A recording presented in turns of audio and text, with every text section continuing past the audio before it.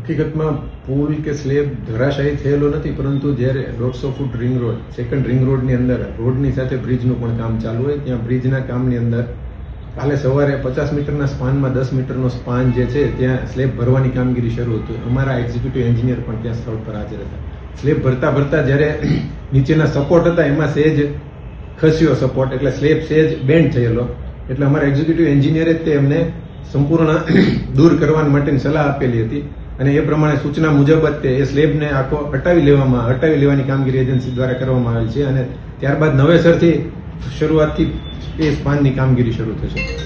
Slab જે band વળ્યો તો એનું કારણ કઈ કોઈ નબળી ગુણવત્તા કે એવું કઈ? ના, એવી કોઈ એ ટેકા જ હોય છે, એટલે ટેકામાં ઉપર જેમ વજન થતું જાય, સ્લેબનું વજન વધતું જાય, કારણ કે એપ્રોક્સિમેટ 200 ટનનો એ સ્લેબ થશે, એટલે સ્લેબનું વજન વધતું જાય જેથી ટેકા સેટલ થતા હોય. જેમ જેમ વજન વધતું હોય એમાંથી એક ટેકો જે હશે એમાં સહેજ પેલું થયેલું હશે, એટલા માટે આ સહેજ બેન્ડ થયેલો ને એમના આધારે આપણી સૂચનાને આધારે જ એજન્સીએ એ સંપૂર્ણ દૂર કરવાની કામગીરી કરી. કોઈ જાનહાની ત્યારે કોઈ પણ પ્રકારની જાનહાની થયેલી નથી.